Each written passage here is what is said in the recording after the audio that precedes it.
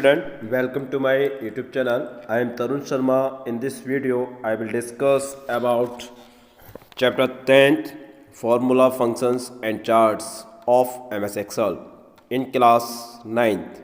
Okay, I hope आप सब ठीक होंगे, आपकी पढ़ाई बहुत अच्छी चल रही होगी। तो 9th चैप्टर तक मैंने आपको समझा दिया है और 10th चैप्टर का जो टैक्स एक्सप्लेनेशन है वो मैं अब स्टार्ट कर रहा हूँ, तो इसको listen to carefully. Okay, or if you have doubt, any confusion, any query, then give me message. Okay, मुझे मैसेज करना, मुझसे पूछ सकते हो, I will solve it. Okay, let's start. In this chapter we will learn about using formula,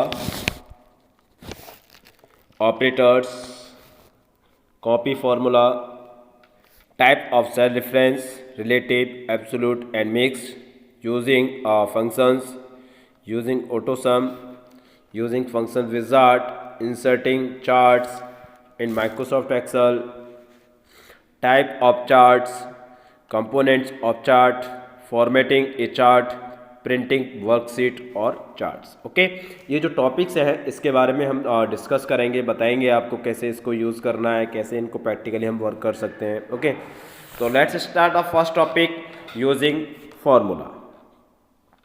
Okay, formula are equations that perform calculations on values in a worksheet. A formula should always start with an equal sign. If space is given before the equal sign, it will be taken as text rather than formula, and no calculation can be predefined using it. As soon as valid formula is input, the cell content will be replaced with the result of the formula. That means simple से जो भी हमें अगर formula right करना है अपने Excel में, अपने एक्सेल सीट पे, तो सबसे पहले हम सेल को सेलेक्ट करेंगे। सेल को सेलेक्ट करने के बाद ओके, जैसे हमने सेल को सेलेक्ट कर लिया, then press the equal sign and type the formula. अपने फॉर्मूले को राइट कर देंगे एक्सेल में। सबसे पहले हमें क्या यूज़ करना है, इक्वल साइन को यूज़ करना है, this. Okay, A formula can be made of simple constant or numbers, cell reference or address or relative reference in combination with various operators. जो सेल रेफरेंस होते हैं, जैसे हम कह रहे हैं एक सेल का एड्रेस होता है, एक particular cell have a unique address. Okay, जैसे कि हमें सपोज करो A1 और B1 में एक फॉर्मूला अप्लाई करना है कि A1 और B1 की जो भी वैल्यू आ रही है वो C1 में प्लस हो के आ जाए। तो C1 में हम क्या लिखेंगे, C1 में हम लिखेंगे इक्वल साइन करके, equal sign A1 plus B1। Okay, तो this is the formula, equal sign से यूज करना है। Okay, done. A formula can consist of cell difference और एड्रेस और नेम और रेंज ऑफ सेल्स। आप सेल की रेंज भी दे सकते हो, जैसे कि मुझे सम करना है तो बाय यूजिंग फंक्शन से भी कर सकते हैं। नेक्स्ट अभी हम डिस्कस करेंगे इसमें जो यूजिंग फंक्शन वाला टॉपिक है, उसमें कैसे हम उसमें रेंज ऑफ सेल देंगे, तो हम इजीली तरीके से उसे अप्लाई कर सकते हैं। तो सिंपल हमें क्या करना है, if you want to enter a formula in a worksheet, then select the cell. First step, select the cell.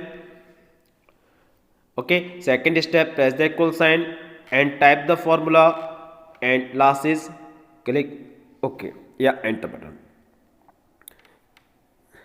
Okay, done. Next is operator. Operator. Actual calculation are done by the operators. They specify the type of calculations that has to be performed on the elements or operand of a formula. Microsoft Excel includes 4 different types of calculation operator. First is arithmetic, second comparison, third is tax and reference, and we will be looking into the arithmetic and comparison operator only in this book.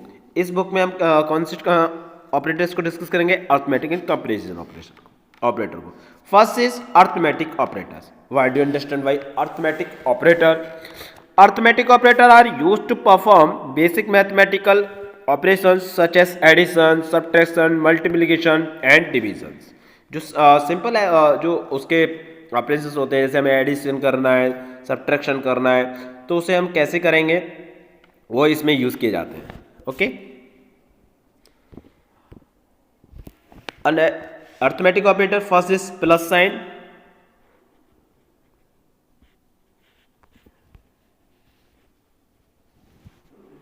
Second subtraction के लिए use करते हैं minus का sign, multiplication के लिए asterisk, division के लिए forward slash, and percentage के लिए परसेंटेज का साइन, एंड पावर के लिए कैरेट.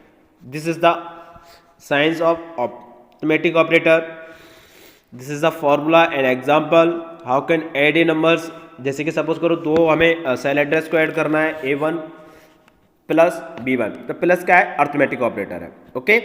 तो जो अरिथमेटिक ऑपरेटर होते हैं वो आपके कौन कौन से होते हैं, addition, subtraction, multiplication, division and reminder या percentage. Okay, these are the arithmetic operator. And second is comparison operator. These operators are used to compare two values. Suppose that अगर मेरे को दो वैल्यू या दो सेल, जो भी मेरे दो सेल है उनमें जो भी दो वैल्यू आ रही है उन्हें कंपैरिजन करना है कि वो फर्स्ट सेल में वैल्यू जो सेकंड वाले सेल से लेस देन है, ग्रेटर देन है या ग्रेटर देन इक्वल टू है. तो these are the comparison operator. ये कंपैरिजन के लिए यूज किए जाते हैं. When two value are compared by using this operator the result is either true or false. या तो सेम वैल्यू आ रही है कंपैरिजन पे तो ट्रू आएगा.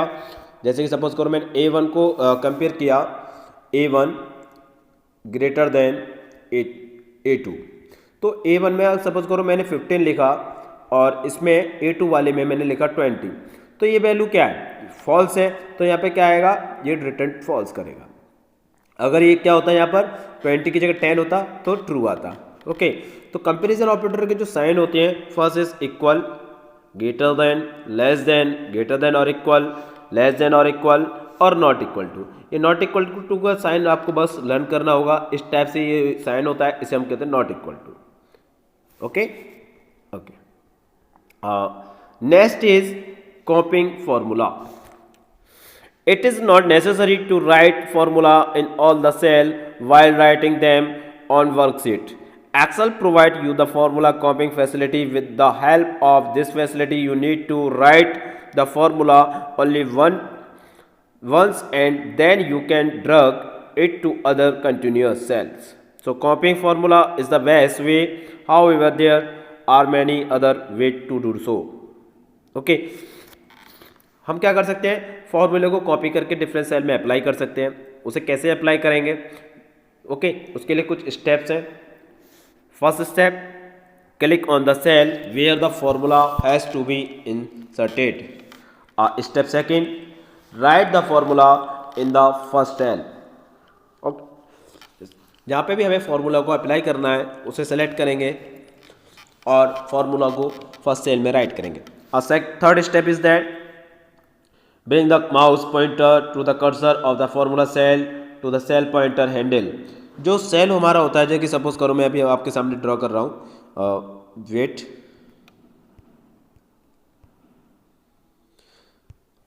ये जो सेल होता है इसके यहाँ पे कॉर्नर में एक सेल पॉइंटर होता है. ओके. इसको आपको लेफ्ट की से माउस के से क्लिक करना है और उसे ड्रैग करके ड्रैग एंड ड्रॉप कर देना है. ओके. ऊपर से लाके नीचे तक इसे छोड़ देना है, जिससे क्या है वो फॉर्मूला ऑटोमेटिकली अप्लाई हो जाएगा, drag and drop. Okay. This is the cell pointer, you notice इधर handle. Okay. Done.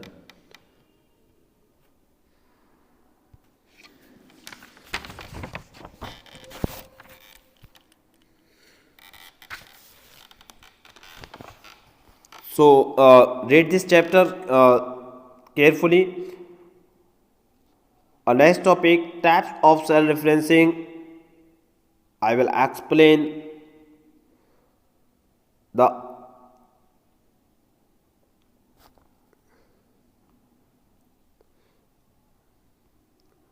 okay, clear. Types of cell referencing.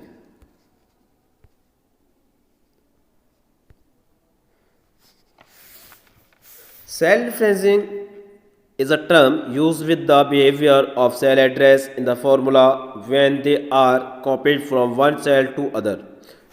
हम जब जो कोई भी फार्मूला होता है, जो भी टेस्ट वैल्यू होती है, उसे सपोज करो इसको मैंने कॉपी किया फॉर्मूले को जहाँ 164 लिखा हुआ है, और दूसरे सेल में जैसे कि मैंने E2 में इसे पेस्ट किया, तो उसका जो बिहेवियर होता है वो चेंजेस हो जाता है। आप कभी भी करके देखना तो वहाँ पर हमेशा जीरो आएगा, तो उसे हम डिफरेंसिंग देना पड़ता है। तो डिफरेंसिंग डिफरेंट टाइप्स की होती है। First relative, absolute and mix. There are 3 types of differencing. Cell differencing first is relative, second is absolute and third is mixed. Okay, first is relative difference. Let us discuss our relative difference. Relative difference is when the formula in the copy cell change according to or relative to the change in the position of the cell pointer.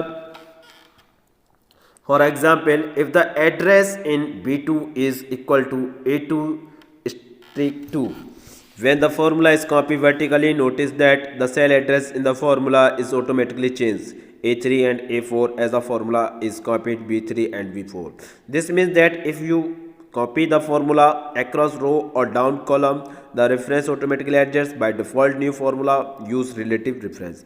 Simply क्या होता है, जैसे कि मैंने एक ही cell में formula लिखा और उसे वर्टिकली अप्लाई कर रहा हूँ इस टाइप से, हॉरिजॉन्टली, वर्टिकली, लेफ्ट राइट, आपके लैंग्वेज में हम कह सकते हैं इस टाइप से जैसे अप्लाई कर रहे हैं, तो वो चेंज नहीं होता है। ओके, अप्लाई हो जाता है।